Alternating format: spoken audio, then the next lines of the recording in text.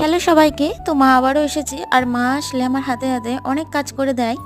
আর মা বসে থাকতে পারে না চুপচাপ, যেহেতু মা বাড়িতে একাই থাকে, বোন কর্মসূত্রে বাইরে থাকে আর আমার তো এদিকে বিয়ে হয়ে গিয়েছে।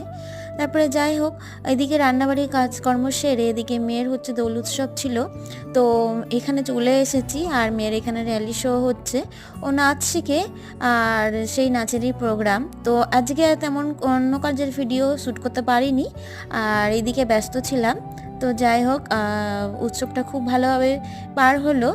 আর এই তো সকাল থেকে কিন্তু সাজগোজ, যেদিকে অন্যান্য কাজকর্ম এসব কিন্তু লেগেই ছিল। তো যাই হোক, আজকের ব্লগটা কেমন লেগেছে তোমরা বলো। আর কিছু ছবিও শেয়ার করলাম, মেয়ে, তারপরে মা, আমি আর বোন। আর এই তো ভীষণ সিম্পলভাবেই কেটে গেল আজকের দিনটা। আর খুব সুন্দর লাগছিল এই উৎসবটা, ওখানে অনেকেই আমরা সামিল ছিলাম। টাটা।